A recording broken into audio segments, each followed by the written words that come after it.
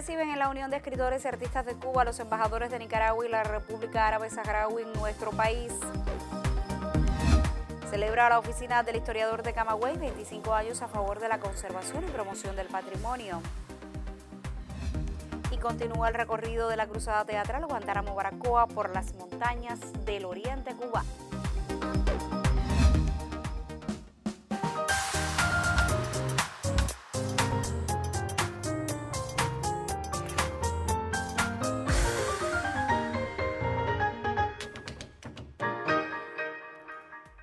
Saludos desde La Habana, es lunes 21 de febrero de 2022 y ya abrimos la primera emisión de esta semana del noticiero cultural de la televisión cubana. El presidente de la Unión de Escritores y Artistas de Cuba, Luis Morlote Rivas, recibió en la sede de la Organización de la Vanguardia Artística Cubana a los embajadores de Nicaragua y la República Árabe Saharaui en nuestro país. Durante el intercambio, los visitantes se interesaron por el funcionamiento de la UNIAC, el quehacer de los miembros de esta importante organización de nuestra sociedad civil y las posibilidades de sistematizar el intercambio cultural entre los creadores cubanos y los de los países que ellos representan. En su diálogo con Luis Morlote, presidente de la Unión de Escritores y Artistas de Cuba, el embajador de la República de Nicaragua en la nación caribeña, excelentísimo señor Wilfredo Jerónimo Jarquín, conoció del quehacer de la organización que agrupa la vanguardia artística y sus comisiones permanentes de trabajo. El embajador nicaragüense expresó la voluntad de su gobierno por desarrollar el arte y preservar las tradiciones culturales. Asimismo, destacó la historia en común entre ambos pueblos hermanos. Por su parte, el presidente de la UNIAC aludió a expresiones del arte como la plástica y la literatura, devenidas en áreas de estudio de artistas cubanos. Ambos representantes expresaron su disposición en estrechar los vínculos culturales y coordinar espacios para la promoción de los valores identitarios nicaragüenses. El presidente de la UNIAC, Luis Morlote, también recibió en la sede de la organización al excelentísimo señor Mohamed Saleh Abdesamad, embajador extraordinario y plenipotenciario de la República Árabe Saharaui Democrática. El representante conoció de las reuniones sistemáticas del presidente cubano Miguel Díaz-Canel con miembros de la organización que reúne a la vanguardia artística y literaria, así como del activismo político y social de la UNIAC. El embajador de la República Árabe Saharaui Democrática habló del liderazgo de Fidel, el afecto por Cuba de los jóvenes que han estudiado en la nación caribeña, así como la cultura de resistencia que comparten ambos países. En el fraternal espacio, en que participó además la vicepresidenta primera de la UNIAC, Marta Bonet, se resaltó la colaboración entre poetas de ambos países y su apoyo a la lucha de los pueblos por su libre determinación. Ambos encuentros entre los representantes de la UNIAC con embajadores de la República de Nicaragua y la República Árabe Saharaui Democrática acordaron una agenda de cooperación cultural que permitirá seguir estrechando los lazos con las dos naciones hermanas. Diana Natasha Romero, Noticiero Cultural.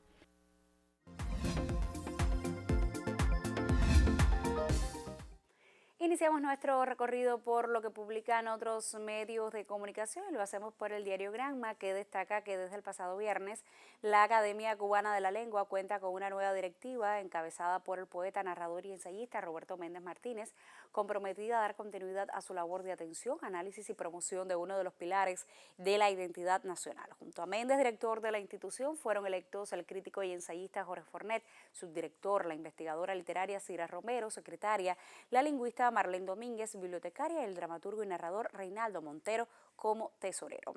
Miembro correspondiente de la Academia Cubana de la Lengua desde 2006 y de número a partir de 2009, al camagüeyano Roberto Méndez, doctor en Ciencias sobre Arte por la Universidad de las Artes, lo avala una fecunda trayectoria a favor de la cultura y las letras cubanas. Por su parte, la Agencia Cubana de Noticias da a conocer que una treintena de personalidades de la cultura de la ciudad de Matanzas, que hacen de la Atenas de Cuba un sobrenombre vivo para esa ciudad, proclamada como tal hace 162 años, recibieron este jueves la máxima distinción que otorga la Dirección Provincial de Cultura en ese territorio. Entre quienes fueron merecedores de la Tórtola, nombre que identifica este importante reconocimiento, pues se encuentran Rocío Rodríguez Fernández, directora de Teatro El Mirón Cubano, Hugo Delín, destacado poeta, Daneri Fernández, escritor e investigador, Marixa Cuba, directora del Registro Provincial de Bienes Culturales, y las colegas Ana Valdés Portillo y Marilena Bayón. Y cerramos en el portal de la cultura cubana para conocer que cerca de una decena de importantes medios italianos de prensa pues se han hecho eco de la entrevista con el reconocido promotor y director artístico general del evento Sanremo Music Awards Cuba 2022, Jorge Luis Robaina, publicada en el periódico Cubarte bajo el título de Sanremo, una fiesta necesaria para Cuba. El periódico en línea de Información Nacional publica que el encuentro incluye un homenaje póstumo a la célebre cantautora, compositora y actriz italiana Rafaela Carrà. Por su parte, el periódico italiano Picchio.news destaca que a pesar del periodo de crisis por la pandemia, el Festival de los Premios de Música de Sanremo elige a Cuba, un país con un fuerte vínculo cultural y simpatía con Italia. El medio italiano Umbrella Giorna pues señala que este se proyecta como un evento cultural y social de gran impacto para las relaciones entre Italia y Cuba. Otras populares publicaciones italianas como noticiasnacionality.it, LSD Magazine, así como Escucha Escucha, Noticias Geográficas y Detrás de las Noticias, subrayan en sus titulares que el Premio de la Música de Sanremo aterriza en Cuba del 5 al 10 de abril de 2022.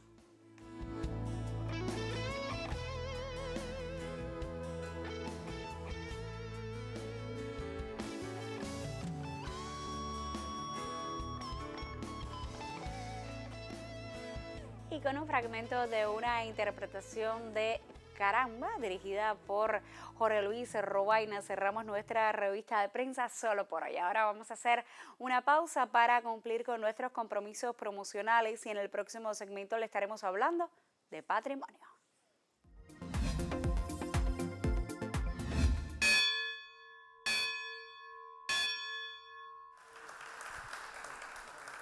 Pudiera caer ahora mismo la nieve sobre los edificios, en copos graves. Cuando sientas la necesidad. Pero ¿quién a lo hermoso no reclama simplemente el amor de los boleros y el olvido? Y que la luz, brother, la luz. Cuenta conmigo.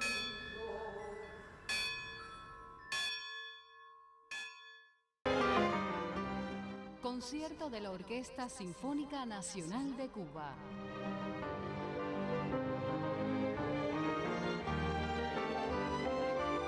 Orquesta Sinfónica Nacional de Cuba.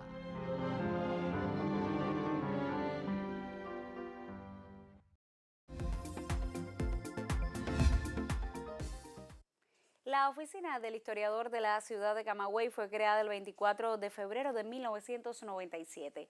La institución celebra 25 años con un amplio programa artístico, literario y la realización del 15º Simposio Internacional Desafíos en el Manejo y Gestión de Ciudades. Junto al presente, en Camagüey late la historia. La ciudad se aferra al pasado y cultiva lo actual. La oficina del historiador ha contribuido durante 25 años a preservar riquezas históricas y culturales de la localidad. Aporta saberes y pasiones en labores de preservación de inmuebles, espacios públicos y del modo de vida de sus habitantes. Lo que significa vivir en una ciudad y en una región histórica que ha aportado tanto a la configuración de la nación, de la nacionalidad, en materia de personalidades, de sucesos históricos. Es una ciudad que es única, no solo por su morfología urbana y por su arquitectura, por el impacto del repertorio arquitectónico religioso en su trama urbana, por ser patrimonio cultural de la humanidad. Al cumplir un cuarto de siglo, asume retos con el afán de aprovechar más y mejor los escenarios de la urbe para fomentar el lenguaje de la conservación. Sus acciones se han orientado a rescatar el patrimonio edificado y educar a los ciudadanos en su preservación.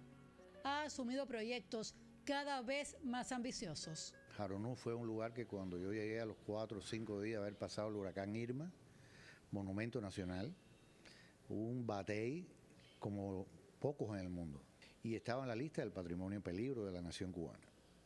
Y gracias al esfuerzo de muchas instituciones, de la voluntad de muchas personas, se salvó el batey. se hizo la Plaza Joaquín de Agüero, el Parque Mario Orozti, en fin, cada cual en su momento. Y hoy se trabaja todavía por otras instituciones también en los lugares que tenían que ver o tienen que ver con la figura de Ignacio Aramonte. El Potrero de Jimaboyú, el Parque Aramonte, la Plaza de la Revolución. La ciudad patrimonial sostenible, inclusiva y resiliente será el tema central del 15º Simposio Desafíos en el manejo y gestión de ciudades, que evaluará los impactos del desarrollo a través de la economía, el turismo y la sociedad en los centros históricos y patrimoniales. Tendrá una modalidad semipresencial a partir de la situación epidemiológica y entonces, por lo tanto, el uso de las tecnologías va a ayudar muchísimo a la realización de la parte online del simposio, donde la primera subtemática está dirigida a los instrumentos de gestión. Y también va a haber una segunda comisión que tratará un tema muy novedoso relacionado con las industrias culturales y creativas. Rescatar, conservar, investigar y proteger son verbos que se conjugan en la institución. El colectivo de la Oficina del Historiador se empeña en reanimar una urbe que se erige como construcción de épocas pretéritas. Enriquece su imagen sin dejar de proteger para sí los añejos rasgos. Conserva en perfecta armonía el espíritu colonial y moderno de una ciudad que defiende como su principal patrimonio.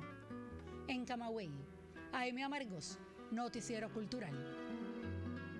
Y en la provincia de Ciego de Ávila se presentó un libro que recoge los principales valores patrimoniales de ese territorio. El volumen presenta diversas investigaciones a cargo de especialistas cubanos y españoles. El patrimonio cultural en la provincia de Ciego de Ávila, análisis y propuestas de ida y vuelta, es un ejemplar literario que ve la luz gracias al empeño del investigador y editor español Antonio Ortega Ruiz y es el resultado de las voluntades de la Universidad Máximo Gómez Báez de la provincia avileña y de la institución catedrática de Baeza en España. El libro se presentó en la sede de la Casa de Altos Estudios de Ciego de Ávila, gracias al esfuerzo de su editor, quien hizo llegar a la institución una parte de los 400 ejemplares impresos para que llegue a las instituciones y personalidades vinculadas a la preservación de los valores patrimoniales de la región avileña. A través de la tecnología virtual, Antonio Ortega compartió con el claustro de profesores de la Facultad de Ciencias y Humanísticas del plantel y una parte del alumnado los orígenes que lo motivaron a compilar las investigaciones de estudiosos avileños, una parte importante de ellos miembros de la Dirección de Patrimonio en la provincia. A decir de él, Ciego de Ávila es una de las provincias más ricas de Cuba en tradiciones y otros valores tangibles e intangibles que determinan parte importante del patrimonio nacional. De ahí que decidiera tiempo al estudio y publicación de los mismos. Muchos de los autores de los artículos del libro compartieron sus experiencias en la noble tarea de preservar y promocionar el patrimonio avileño desde la cientificidad. Gracias a ellos ahora llega otra visión integral literaria del patrimonio histórico y cultural, de las corrientes y tendencias más innovadoras que definen la identidad local avileña. La ceremonia de presentación posibilitó que una copia del mapa de la trocha de Júcar o Morón fuera entregada a la Dirección de Patrimonio, cortesía de la gestión mancomunada de las universidades de Ciego de Ávila y España. Desde Ciego de Ávila, Henry Godínez, Noticiero Cultural. Y con un investigador cubano reconocido recientemente con el Premio Nacional de Ciencias Sociales y Humanísticas, conversa hoy la colega Magda Resic en su segmento de entrevistas en primera persona.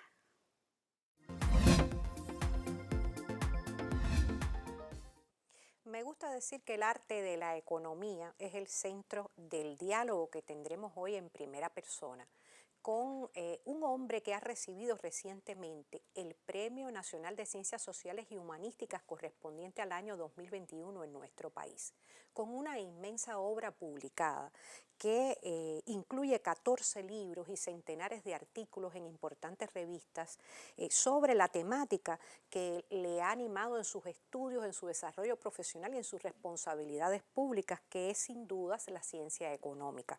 Es miembro de mérito de la Academia de Ciencias de Cuba y es también el asesor del Centro de Investigaciones de la Economía Mundial desde nuestro país, desde Cuba. Un hombre de gran conocimiento sobre la economía, pero que ha sabido sin dudas traérnosla al lenguaje más cercano a nosotros, hacernos comprender sus dinámicas y cuánto influye ella en todos los sectores y escenarios de la sociedad. Se trata del doctor José Luis Rodríguez, a quien mucho le agradezco hoy que haya tenido la deferencia de visitarnos en el Noticiero Cultural. Bienvenido. Gracias a ustedes. Y es sin dudas muy importante que se le conceda el Premio Nacional de Ciencias Sociales y Humanísticas a un economista de pura cepa como usted, porque sin dudas la economía es ciencia constituida que necesitamos en la sociedad. Pero ¿cuál es la explicación que le da usted como experto en el tema? Bueno, ante todo, pocas personas se imaginan que la economía es una ciencia social, porque se tiende más a la parte técnica, a la parte matemática, que tiene sustento, muchas teorías de economía se sustentan matemáticamente, pero tiene una gran beta social. Yo he trabajado en ese sentido también, ocupándome de algo que Fidel dijo, y siempre la referencia a él es importante, que él decía que no hay política sin economía, ni economía sin política. Y eso le enmarca un contenido importante a la teoría económica y a la práctica de la economía, que en nuestro país, en estos momentos precisamente, bueno, está en el orden del día, por las circunstancias que estamos atravesando, por los problemas que estamos enfrentando y por la necesidad de trascender la crisis que tenemos en este instante. ¿Cómo escribir esos resultados investigativos? ¿Cómo se debe escribir solo para los expertos o hay que escribir de cierta forma para ser leído por otras mayorías? Bueno, en mi experiencia me ha ayudado mucho haber sido profesor y sigo siendo profesor de la Universidad de La Habana, del Colegio de Defensa Nacional. Siempre hay que traducir un tema, mientras más complejo, más todavía, para que las personas identifiquen lo que se está planteando con su realidad. A veces no todos los temas se pueden simplificar mucho y hay que esmerarse por llevarle a las personas el mayor entendimiento posible, porque la economía funciona en la sociedad con un consenso. Si no hay consenso, que las personas sean capaces de apropiarse de la esencia de los procesos económicos, el país no avanza. Y eso, por lo tanto, le impone a uno la necesidad de explicar las cosas, volverlas a explicar, tratar de encontrar los caminos que llevan a que las personas la entiendan. Y eso, bueno, lógicamente lleva tiempo, lleva preparación, conocimiento. Hay que apelar mucho a las experiencias históricas, a la historia de Cuba, del mundo, para que las personas entiendan que, bueno, sus procesos no son únicos, sus realidades han sido enfrentadas en otro momento. Hoy, por ejemplo, tenemos muchas cosas que se parecen al periodo especial. No es así exactamente. Tiempo en el que usted fue nuestro ministro de Economía. Sí, yo fui 16 años ministro. No es un récord, pero un buen averaje, porque no conozco ningún otro que haya durado tanto. Primero fui ministro de Finanzas y después ministro de Economía, pero bueno, en la misma esfera. Y eso obligó a tener que trabajar uno con una transparencia, con un nivel de confrontación con los criterios de los demás. Recuerdo la primera vez que fui a la Asamblea, en diciembre del año 93, fue una sesión muy larga, de casi 5 horas, respondiendo preguntas de los diputados y de Fidel, cosa que es un entrenamiento bastante completo y complejo, pudiéramos decir. Intenso. Esta literatura, por supuesto, ¿usted cree que esta literatura especializada en las ciencias económicas debe tener su versión popular entonces? Sí, yo pienso que sí. Y aunque uno al principio puede temer que no se entienda lo que uno está planteando, mi experiencia me dice que cuando uno es capaz de explicarlo, crea empatía y crea imágenes que la gente es capaz de asimilar. Por lo tanto, por muy complejo que sea un tema económico, hay que llevarlo para que la gente lo entienda primero y después para que te acompañe en la implementación de las medidas de política económica, porque sin eso no es posible avanzar. Y en nada, incluido el arte y la literatura, que son el centro de este noticiero al que usted ha accedido gentilmente a venir hoy.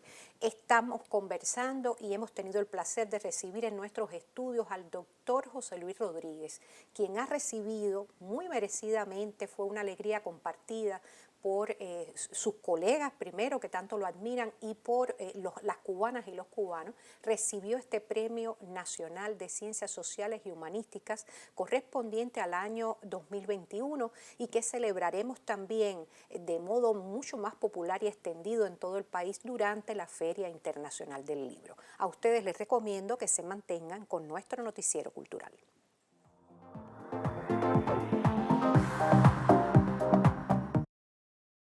Vamos a hacer otra pausa en nuestro recorrido informativo y en el próximo segmento abrimos nuestra sección Contrapunteo para presentar el debate que sostendremos esta semana, esta vez en torno a la vigencia y evolución de la técnica en la danza contemporánea cubana. No abandone la sintonía, enseguida estoy de regreso.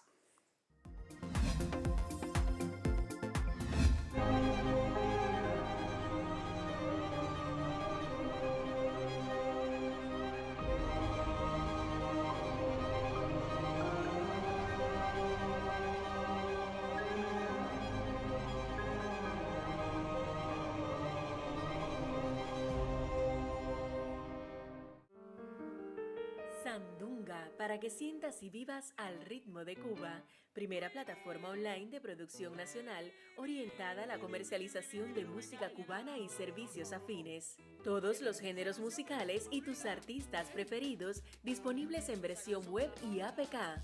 Desde cualquier parte de la isla, escucha tus temas, descárgalos y crea listas personalizadas con lo mejor de la música cubana. Descarga tu Sandunga al ritmo de Cuba.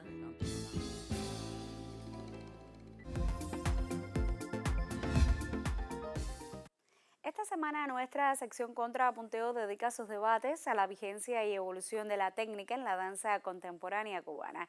Mi colega Yuris Nórida nos propone hoy un primer acercamiento a partir del diálogo con dos protagonistas y conocedores del tema.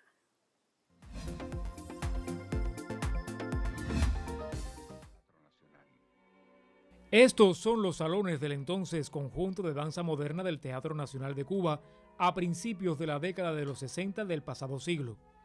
Aquí nació la compañía principal del movimiento de la danza moderna en el país, la Madre Nutricia, como suelen llamarla con cariño muchos de los coreógrafos y bailarines cubanos.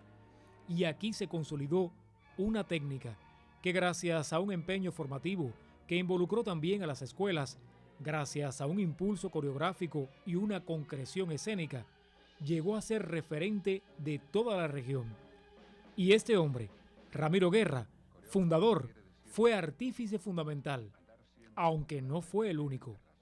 Ramiro cogió de Martha Graham, de Doris Humphrey, de Ana Sokolov, de Merce Cunningham. O sea, Ramiro se nutre de todas estas personas, de todas estas tendencias que estaban funcionando en esa época. ¿Me entiendes? Más se suma Eduardo Rivero con su tendencia, se suma Patterson con su tendencia, que ahí es donde se mezcla la cubanía. En las coreografías de Ramiro, el barroquismo de los brazos de Chacona, el sentido de las caderas de Medellín y los Negreros, en las mismas coreografías, fueron aportes cubanos a esa técnica, Graham, Limón, Humphrey, que después vino en tres maestros que tenían tres maneras diferentes de ver esa fusión de coreografía y de técnica, que era Eduardo Rivero, que como tenía unas condiciones excepcionales y un sentido de la ondulación. Eduardo tenía una clase con un sentido de respiración, con el sentido de la ondulación, el stop motion de las manos, que las ponen en Zúlcar y las ponen en Cantomí. O sea, Arnaldo Patterson, que tenía una mano diferente, incluso una mano tipo Merce Cunningham, que no se me olvida que una vez dijo, ay, pero Lofi, tú me vas a dejar a mí con esta mano así. Entonces, era el maestro que utilizaba más los ganchos, el más cercano al folclore cubano, pero con una organicidad tremenda en la forma de irte calentando poco a poco. Gerardo Lastra, con su procedencia de maestro normalista, era el más ortodoxo de los tres y el que más puro era con relación a Graham, a Limón, a Humphrey y todas esas cosas. Pero la técnica cubana proviene de toda la historia danzaria de Ramiro Guerra, de Elena Noriega, que lo ayudó también a codificar todos esos movimientos y de una manera u otra se asentó y después se empezó a dar en las escuelas. Este es el mismo salón del Teatro Nacional la pasada semana. El maestro Joerlis Brunet imparte una clase demostrativa. Han pasado más de 5 décadas y la actual danza contemporánea de Cuba tiene una responsabilidad en la preservación de un legado. pero también en su desarrollo y evolución. El contexto es otro, las influencias son múltiples. ¿Cuáles deben ser los derroteros que debe seguir la compañía? ¿Cómo entrenar a los bailarines? Hace muchos años yo empecé a entrenarme buscando una manera de que el entrenamiento coincidiera con el material y con los procesos que se estaban llevando a cabo en la compañía, que no correspondía mucho. De eso me di cuenta yo en la gira del 2011 en Estados Unidos, que bailábamos de una manera, entrenábamos de otra, sin obviar la técnica de danza moderna cubana, que es una técnica creada para bailarines cubanos, que es muy buena y sí forma bailarines, porque sí los forma y los crea y los hace muy auténticos y con un sello muy original. La técnica que creó Ramiro Guerra, Eduardo Rivero, Patterson y todos los demás que vinieron, sí forma bailarines. Lo que pasó fue que a la vez que llegaban los coreógrafos yo notaba de que habían otras necesidades que no conjugaban con la técnica que estábamos haciendo. Entonces empecé yo mismo a confeccionar ejercicios que yo sacaba de los mismos procesos, de los mismos coreógrafos extranjeros, como Theo Klinkar, como Jan Linken, como Julio César, como George, y sin dejar de tocar la técnica cubana, fui incluyendo que sí se puede hacer. Hay gente que dice que no, yo digo que sí. ¿Por qué hace falta articular un cuerpo técnico coherente en la contemporaneidad? ¿Hasta qué punto se puede hablar de una técnica cubana de la danza moderna? Sobre el tema seguiremos debatiendo esta semana en Contrapunteo. Yuris Norido, Noticiero Cultural. Muchísimas gracias, Yuri, por los criterios que introducen nuestro debate semanal en torno a la evolución y vigencia de la técnica en la danza contemporánea cubana. Mañana presentaremos la segunda parte de este reportaje con nuevas voces y criterios sobre el tema. Usted, como siempre le digo, puede participar de este diálogo si nos escribe a contrapunteo@cubarte.cool.co o si nos deja un mensaje en nuestra página de Facebook, www.facebook.com/noticiarocultural.cuba. Y de artes escénicas continuamos hablando en los minutos finales de esta emisión. La Cruzada Teatral Guantánamo Baracoa continúa su recorrido por las montañas de la más oriental de las provincias cubanas. Hasta el mes de marzo, los teatristas comparten sus obras en comunidades y escenarios improvisados.